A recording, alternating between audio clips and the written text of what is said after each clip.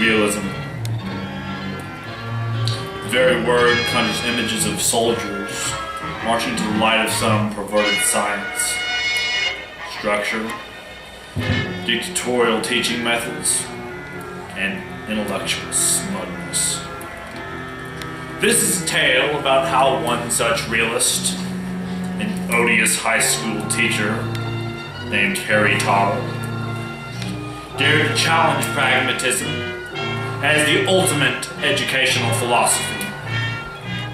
Yes, pragmatism, that glorious approach to teaching, where student-centered classrooms buzz and chirp with the inquiry of collaborating students, where wide-eyed pupils reach bold new vistas and deeper understandings with a proud teacher shining on. But our story does not take place in a classroom. Our story begins at midnight in the loneliest graveyard of Milford, Pennsylvania. On this night, Mr. Tuttle approaches a lonely grave with an insidious intent in his heart.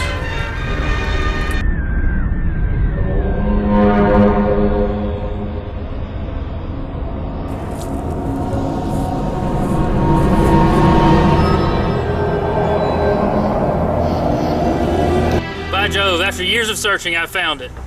The last resting place of that gosh darn pragmatist, Charles Sanders Peirce. How can he say the universe is evolving? How can he say there's no absolute truth?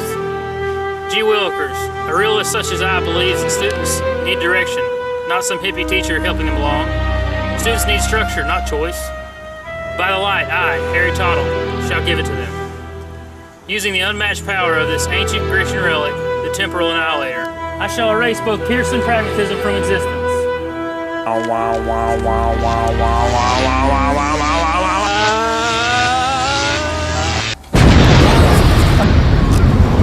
You've got to try better than that, Harry. How do you know my name? What comes before me? What light? What specter? What fiend? In life, I was known as the father of pragmatism, Charles Sanders Peirce. And I know a lot of things, Harry. For instance, I know that you're a student of Aristotle, a realist, come to destroy pragmatism. Did you really believe a puny trifle such as the temporal annihilator could erode the unmatched power of pragmatism?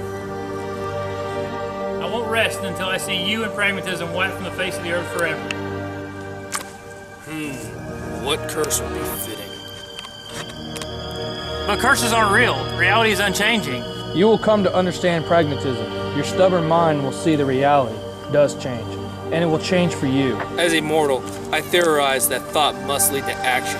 Harry Tuttle, from this point on, your thoughts, your feelings, and even your nightmares will always lead to reality. It can't be. Your hallucination. Be gone. My time is short in this realm. You will be cursed until you learn the beauty of pragmatism and the essence of pragmatism through the use of pragmatism. You must come to love it. Dewey will guide you from the hot tub. What just happened? What was that? A trick light? A mirage? Dewey will lead me from the hot tub. Good night. How did I dream that up? I think I need to get home and go to bed. Sleep off this crazy night.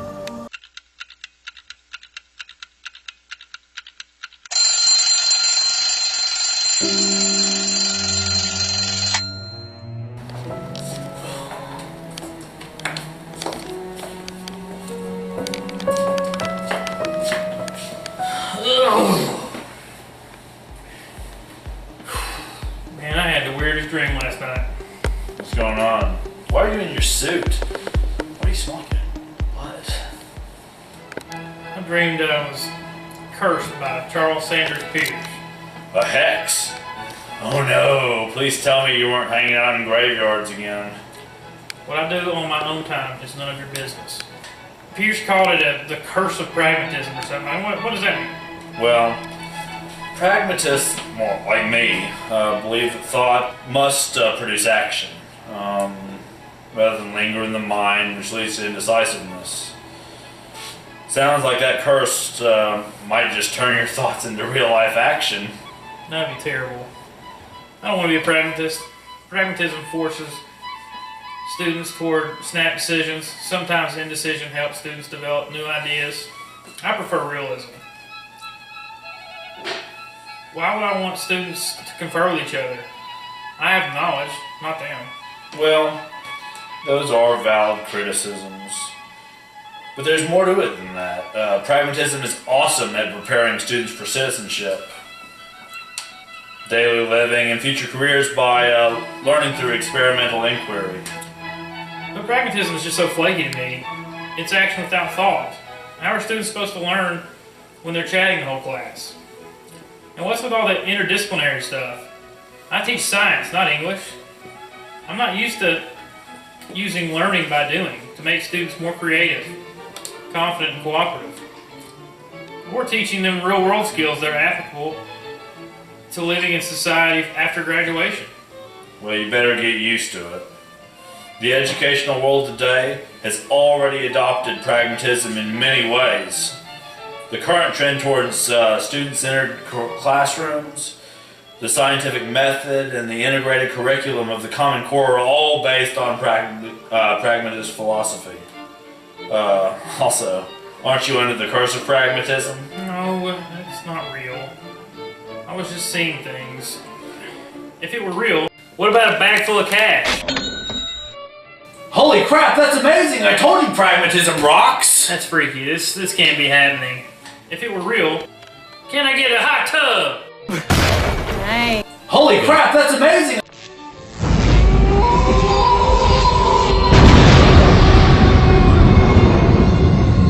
What the heck is that? Oh, it's just that pain in the butt, Charles Sanders Pierce. Pierce? Pierce? You think I'm that awful stick in the mud, Charles Sanders Pierce? I'm the ghost of John Dewey. I'm the real father of pragmatism, despite what that windbag Pierce claims. I practiced and promoted the philosophy during my long and illustrious career in education, advancing it farther than Pierce could ever imagine.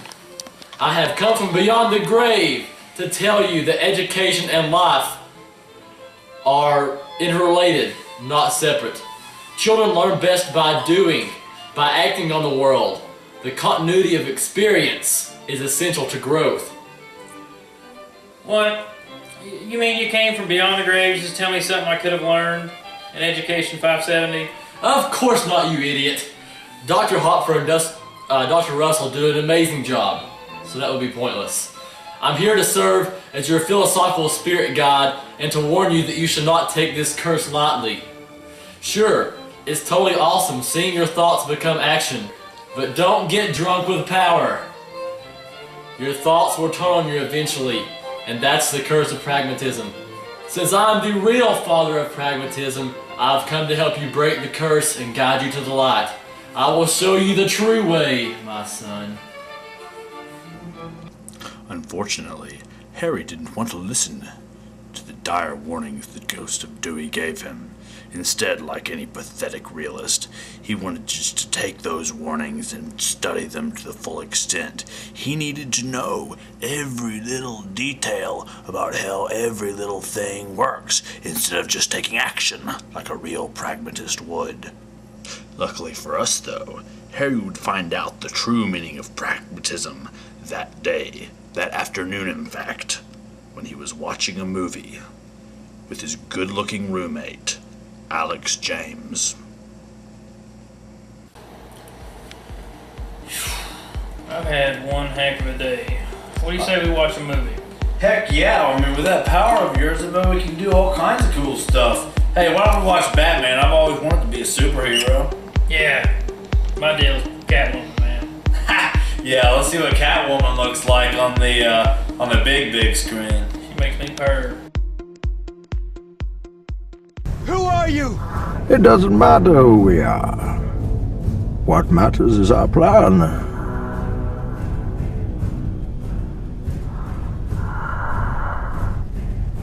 No one cared who I was till I put on the mask. Bane is such a serious dude. What's getting part of your plan? Man, did you just visualize Bane? Shut up, you realist. It doesn't matter who I am. What matters is my role. I am the teacher from the Pragmatism League. And now you are my student.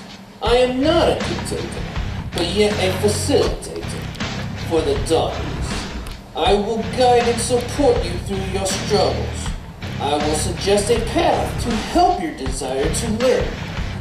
During your training, I will learn your interests so I can better relate the martial arts to your strengths. I will guide you through your own experiences to make sure you have a full understanding of the pragmatism art. But I can make my own choice about what I want to discover in the dark art. Most definitely.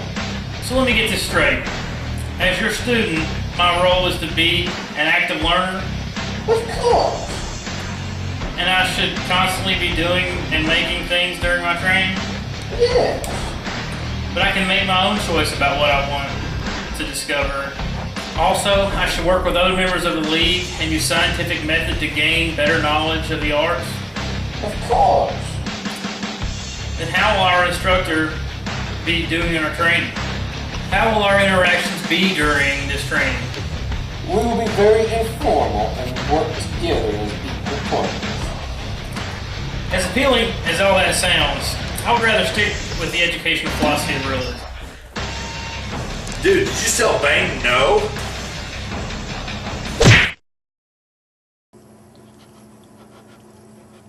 Harry, that punch was too much for you.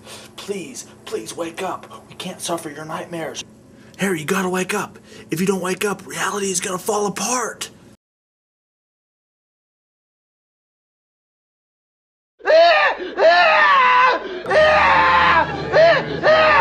Way of knowing, kissing which direction we are going. A record-breaking tornado.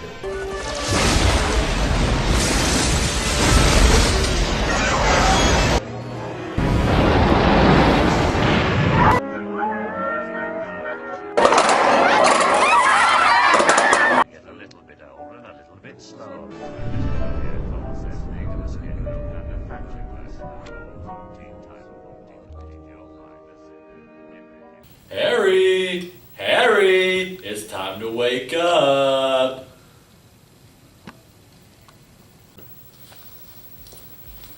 Why have you brought me here? To observe pragmatism in action.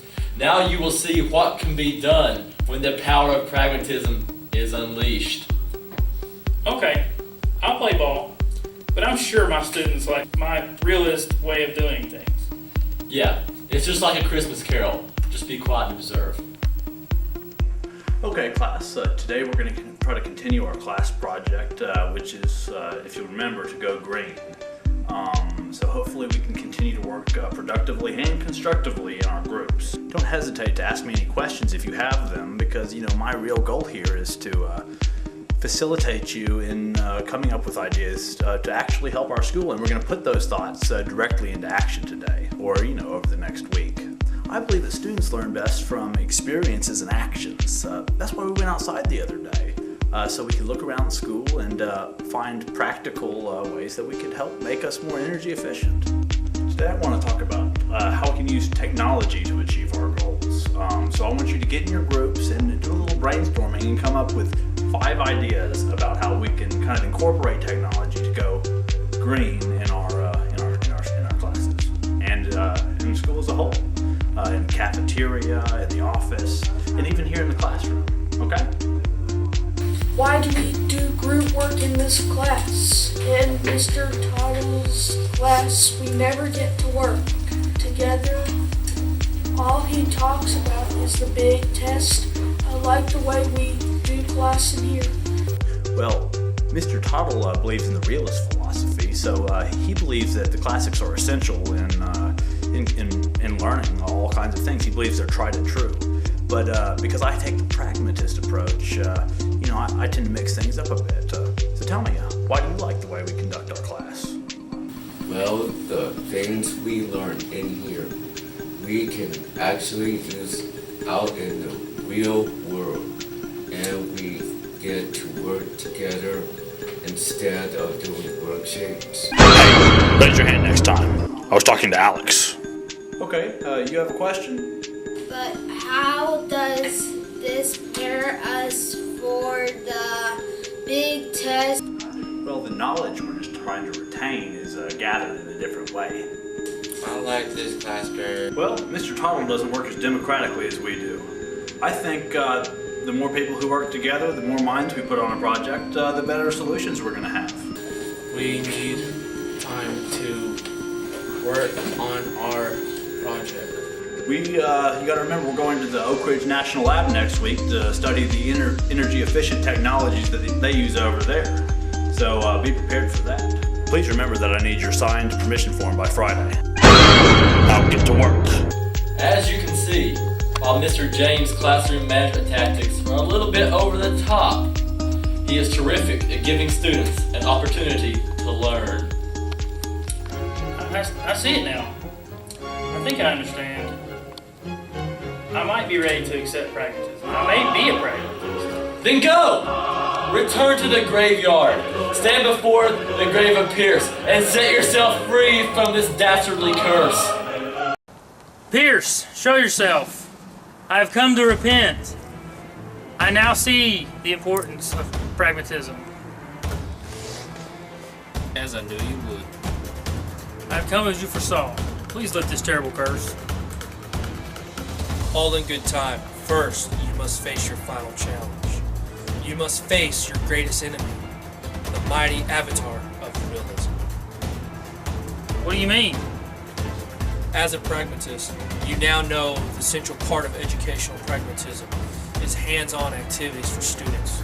To complete your journey, you too must complete a hands-on activity, a fight against your old master. But who is that? I read about realism from the classics.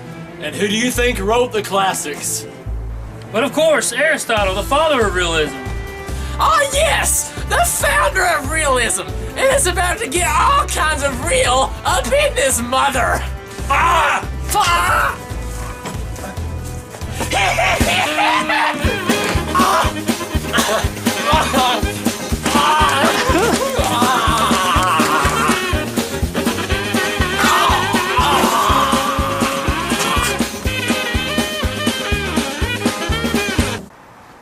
The universe has evolved. I am no longer a slave to static imagination. Aristotle, though you were once my master, now you are the student. By diversifying the types of instruction I use in my classroom, I will be able to teach students I never could before. Aristotle, you are beat. Your day is done. No longer will you rule your classroom with an iron fist. You think you can beat me so easily? You fool! We've just begun. Initiate combat phase 2. Robo Aristotle.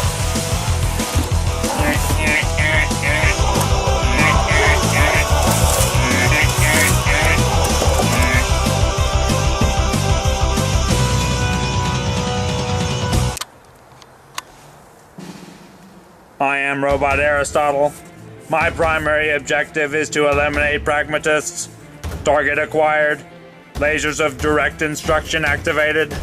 You cannot resist elimination. Program interrupted. Run realist analysis. Must contemplate the entire situation. Processing. Processing. Strike now, Harry, while Robo Aristotle is busy thinking. We have placed the shovel of pragmatism in your hands. Time to hit him with some truth.